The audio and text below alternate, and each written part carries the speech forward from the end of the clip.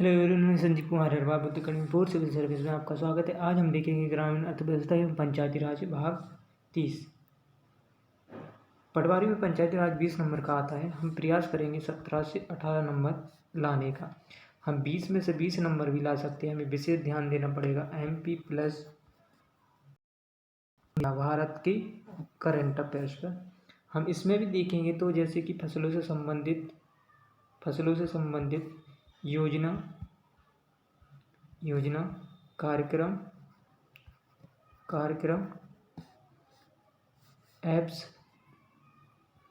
Apps portal, उन्नत बीज परियोजना, सिंचाई। ठीक है, तो हमें इन बिंदुओं पर विशेष ध्यान देना पड़ेगा जो आपसे करंट अफेयर से क्वेश्चन बन सकता है। जैसे कि आपसे पूछ लिया जाएगा निम्नलिखित में से है उन्नत बीज किस किस्म का है, तो ये आपसे पूछा जा सकता है। ये ऐप्स किससे संबंधित है, या पोर्टल किससे संबंधित है, या सिंचाई योजना किन जिलों में लाभान्वित है, या परियोजना कहाँ चलाई जा रही है। तो इस प्रकार से आपसे करंट अफेयर से डेटा पूछा जा सकता है पंचायती राज से। तो आपके 20 में से 20 नंबर श्योर हो सकते हैं। ठीक है, तो आपको विशेष ध्यान देना है। तो आपको पटवारी में 2 सब्जेक्ट विशेष ध्यान देना, एक तो कंप्यूटर और पंचायती राज, जो आपको नंबर दिला सकते हैं। ठीक है, तो आप साथ में अभी नोट्स बनाते हैं और जिसमें एग्जाम के टाइम पे आपका रिवीजन हो सके। चलिए आज का पहला क्वेश्चन देखते हैं। पर वीडियो देखने से पहले चैनल को सब्सक्राइब कर लें और बेल आइकन को प्रेस कर लें, जिससे ऐसी वीडियो आप तक पहुंच सके। ठीक है, मेरी प्ले लिस्ट में जाकर आप करीब ये 30 वीडियो हैं। ठीक है, पंचायती राज की 30 या 32 हैं। तो प्ले लिस्ट में जाकर आप इसका रिवाइज कर सकते हैं। आपके 100 हैं कि 17 से 18 नंबर लगभग पंचायती राज में आएंगे, यदि आप प्री वर्ष भी पेपर लगा लोगे। ठीक है, तो आप पंचायती राज के मेरे प्ले लिस्ट जाकर आप देख सकते हैं। ठीक है, चलिए शुरुआत करते हैं आज का पहला क्वेश्चन। किशोन्नति योजना एक छत्री योजना है जिसमें शामिल नहीं है। सबसे पहले तो आपको विशेष ध्यान देना है, जितनी भी योजना है संपूर्ण योजना को आपको ज्ञात रखना है कि प्रारंभिक कहाँ से हुई है, कब हुई है, इसका उद्देश्य क्या है, लक्ष्य क्या है, कार्य क्या है, विशेषताएं क्या है। तो ये आपको ज्ञात रखना है। ठीक है, योजना से आपसे पंचायती राज में सबसे ज़्यादा ठीक है क्वेश्चन बनेंगे। तो आपको लगना है किशोरनंती योजना एक छत्री योजना है। सबसे पहले देखिए, जो किशोरनंती योजना एक छत्री योजना है जिसमें शामिल नहीं है। देखिए शामिल नहीं है, तो सबसे पहले शामिल है हम बस देखते हैं। देखिए, तो जो कृषोन्नति है, ठीक है, कृषोन्नति योजना एक छत्री योजना है, इसमें शामिल देखिए सबसे पहले क्या है, तो राष्ट्रीय जो खाद्य सुरक्षा मिशन इसमें शामिल है। ठीक है, सतत कृषि के लिए राष्ट्रीय मिशन भी शामिल है, देखिए इसमें। ठीक है, ये भी है। बागवानी के समन्वित विकास के लिए मिशन, ये भी शामिल है। ठीक है, तो इसमें ये तीनों चीज़ें शामिल हैं। तो याद रखना, एक कृषोन्नति योजना एक छतरी योजना है। छतरी नाम क्यों दिया गया इसमें, क्योंकि सभी समाहित योजना है। छतरी के अंदर मतलब सभी योजनाएं ढकी हुई हैं। तो इसमें देखिए जो राष्ट्रीय खाद्य सुरक्षा मिशन वह भी शामिल है। इसके बाद सतत कृषि के लिए राष्ट्रीय मिशन भी शामिल है। बागवानी के समन्वित विकास के लिए मिशन भी शामिल है। अब इसमें शामिल क्या नहीं है, तो किसानों पर राष्ट्रीय आयोग। ठीक है, तो ये इसमें शामिल नहीं है। तो अति महत्वपूर्ण प्रश्न हो गया। तो आपसे पूछ लिया जाए एक छतरी योजना क्या है जिसमें शामिल है। ठीक है, तो शामिल नहीं है तो क्या नहीं है, और शामिल है वही ज्ञात रखना। तो राष्ट्रीय खाद्य सुरक्षा मिशन है, सतत कृषि के लिए राष्ट्रीय मिशन है, बागवानी के लिए समन्वित विकास के लिए मिशन है। देखिए छतरी नाम उच्चारण से देखेंगे हम, तो छतरी क्या है, सबको ढक लेती है। तो इसमें क्या है, सभी समाहित योजनाएं हैं। तो आपको विशेष ज्ञात रखना है। ठीक, चलिए आगे बढ़ते हैं। देखिए मृदा स्वास्थ्य कार्ड योजना के दौरान कार्यान्वयन के लिए मुख्यतः अनुमोदित थी। देखिए एक मिनट। ठीक है, तो मृदा स्वास्थ्य कार्ड योजना के दौरान कार्यान्वयन के लिए मूलतः अनुमोदित थी। तो याद रखना, तो मृदा स्वास्थ्य कार्ड योजना के दौरान कार्यान्वयन के लिए मूलतः अनुमोदित थी। तो कौन सा, 12वीं योजना। ठीक है, कौन सी, 12वीं योजना। अति महत्वपूर्ण प्रश्न है, ज्ञात रखना। ठीक है, चलिए नेक्स्ट क्वेश्चन देखते हैं। किसानों को समर्पित भारत का पहला शासकीय स्वामित्व स्वामित्व वाला टेलीविज़न चैनल है? देखिए, किसानों को समर्पित भारत का पहला जो शासकीय स्वामित्व वाला टेलीविज़न कौन सा है? तो डीडी किसान। ठीक है, अति महत्वपूर्ण प्रश्न ज्ञात रखना, आपसे पूछ लिया जाएगा। किसानों को समर्पित भारत का पहला जो शासकीय स्वामित्व वाला टेलीविज़न चैनल है तो डीडी किसान। चलिए नेक्स्ट क्वेश्चन देखते हैं। निम्नलिखित में से किस राज्य में फसल विविधीकरण कार्यक्रम लागू नहीं हुआ था? देखिए, निम्नलिखित में से किस राज्य में फसल विविधीकरण कार्यक्रम लागू नहीं हुआ था? तो किस में नहीं हुआ था? देखिए, निम्नलिखित में से किस राज्य में फसल विविधीकरण कार्यक्रम लागू नहीं हुआ था? तो पहले देखते हैं कहाँ कहाँ हुआ था। तो पंजाब में हुआ था, हरियाणा में हुआ था, उत्तर प्रदेश में हुआ था, तो केरल में नहीं हुआ था। आपसे पूछ लिया जाएगा विविधीकरण जो कार्यक्रम, देखिए विविधीकरण कार्यक्रम याद रखना, आपको विशेष देखना, जितने भी कार्यक्रम हैं तो आपको विशेष रूप से पढ़ना है। तो पंजाब हुआ था, ठीक है, पंजाब में हुआ था, हरियाणा में हुआ था और उत्तर प्रदेश में हुआ था। किस में नहीं हुआ था विविधीकरण कार्यक्रम? तो केरल में। ठीक है, चलिए नेक्स्ट क्वेश्चन देखते हैं। राष्ट्रीय पशुधन मिशन को शुरू किया गया था? देखिए, राष्ट्रीय पशुधन मिशन को शुरू किया गया था तो कब किया गया था? तो 2014-15 में। याद रखना, राष्ट्रीय पशुधन मिशन को शामिल किया गया था तो 2014-15 में। ठीक, चलिए नेक्स्ट क्वेश्चन देखते हैं। पंचायती राज के अंतर्गत अनुसूचित क्षेत्र का अर्थ वह स्थान जहां अधिकांश आबादी से संबंधित है। देखिए, पंचायती राज के अंतर्गत जो अनुसूचित क्षेत्र का अर्थ वह स्थान जहां अधिकांश आबादी से संबंधित है तो किससे है? अनुसूचित जातियों से है? नहीं। अल्पसंख्यक समुदाय से? नहीं। अनपिछड़ा वर्गों से? नहीं। तो क्या है? अनुसूचित जनजातियों से। ठीक है, याद रखना, पंचायती राज में जो अनुसूचित क्षेत्र का अर्थ क्या है? अनुसूचित क्षेत्र का अर्थ, ठीक है, तो अनुसूचित जनजातियों से। अति महत्वपूर्ण प्रश्न ज्ञात रखना आप। ठीक है, तो पंचायती जो राज्य में अंतर्गत अनुसूचित क्षेत्र का अर्थ क्या है? अनुसूचित जनजातियों का क्षेत्र। ठीक है, चलिए नेक्स्ट क्वेश्चन देखते हैं। नवंबर 2017 तक मध्य प्रदेश में कुल जिला पंचायतों की संख्या कितनी थी? देखिए, नवंबर 2017 तक मध्य प्रदेश में कुल जिला पंचायतों की संख्या कितनी थी? तो 51। ठीक है, चलिए नेक्स्ट क्वेश्चन देखते हैं।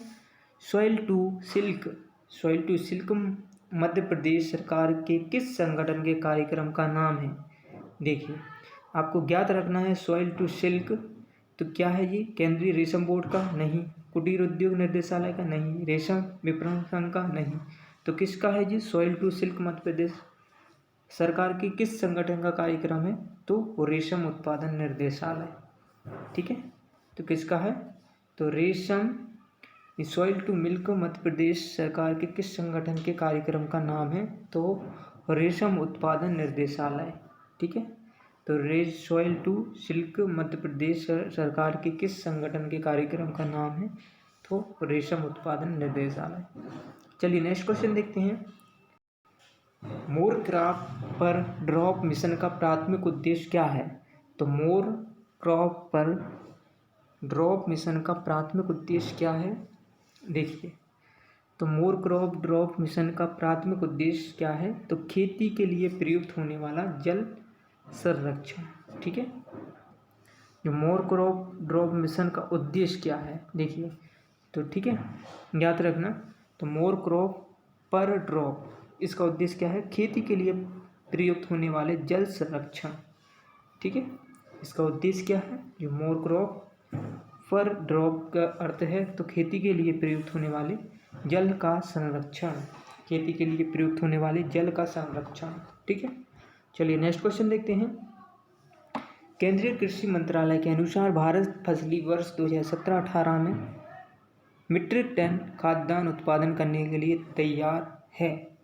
देखिए, 2017-18 का पूछा, केंद्रीय मंत्रालय के अनुसार भारत में जो फसली वर्ष मीट्रिक टन उत्पादन के लिए तैयार है तो 273। ठीक है, अब आपको ज्ञात रखना है वर्तमान का। ठीक है, चलिए नेक्स्ट क्वेश्चन देखते हैं।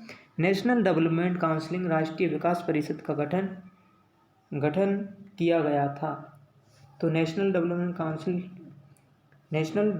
काउंसिल राष्ट्रीय विकास परिषद का गठन कब किया गया था? तो 1952 में। ठीक है, कब किया गया था? 1952 में। चलिए नेक्स्ट क्वेश्चन देखते हैं। मध्य प्रदेश पंचायत एक्ट 1981 के को ग्राम पंचायतों में आरक्षण देने के लिए 1988 में संशोधन किया गया था। तो मध्य प्रदेश पंचायत एक्ट 1981 को ग्राम पंचायतों में आरक्षण देने के लिए 1998 में संशोधन किया गया था।